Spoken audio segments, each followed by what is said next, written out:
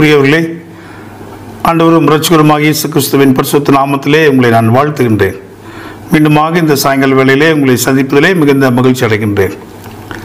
கிறிஸ்தவ வாழ்க்கையிலே மிக முக்கியமான 2 காரியங்களை இந்த நாளிலே சிந்திக்க நான் விரும்புகின்றேன்.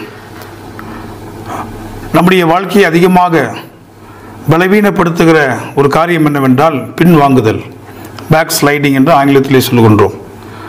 இந்த பின்வாங்குதல் நம்மை ஆண்டவரிடத்திலிருந்து முழுமையாய் பிரித்துவிடும். நம் ஆண்டவரை சொந்த இரட்சகராக ஏற்றுக்கொண்டு வேதம் வாசித்து ஜெபித்து ஆண்டவருக்கு பிரியமாய் வாழ ஆரம்பிக்கின்ற பொழுது, நாட்கள் கடந்து போகின்ற பொழுது நாம் பின்வாங்கி போகிறோம். நம்முடைய ஜெப நேரம் குறைகிறது, திருமறை தியானம் குறைகிறது, கடைசியாக அது இல்லாமலே போய்விடுகிறது. அதற்பின்பாக நாம் பழைய வாழ்க்கைக்கு போய்விடுகின்றோம். இப்படி எத்தனையோ பேருடைய வாழ்க்கையிலே அவருடைய ஆரம்பம் மிக நன்றாக இருந்தாலும் கூட இடையிலே அவர்கள் பின்வாங்கி போய் ஆண்டவரை மறந்து மீண்டுமாக உலகத்தோடு கூட அவர்கள் ஐக்கியமாகிறார்கள். இது ஒரு விசுவாச வாழ்க்கையிலே மிகவும் ஒரு ஆபத்தான ஒரு காரியம். எனவே நாம் மிக ஜாக்கிரதையாக இருக்க வேண்டும். நாம் பின்வாங்காமல் இருக்க வேண்டும் என்றால் நம்முடைய விசுவாசம் உறுதியாக இருக்க வேண்டும்.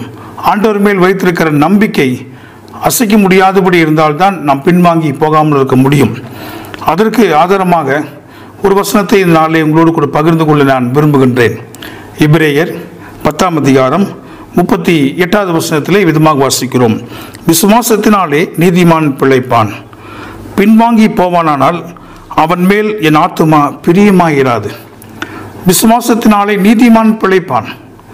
ஆனால் அந்த விசுவாசத்தை விட்டு, அந்த நீதியை விட்டு அவன் பின்வாங்கி போவானானால் அவனுடைய ஆத்மாவின் மேல் நான் பிரியமாக இருக்க மாட்டேன் என்று ஆண்டவர் சொல்கிறார்.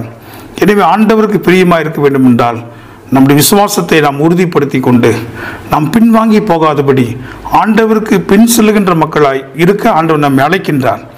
அதே அதிகாரத்திலே அடுத்த வசனம் 39ஆம் வசனத்திலே நாம் வாசிக்கிறோம். நாமும் கெட்டு போக பின்வாங்கலாயிராமல் ஆத்துமா ஈடேற விசுவாசிகளாக இருக்கிறோம்.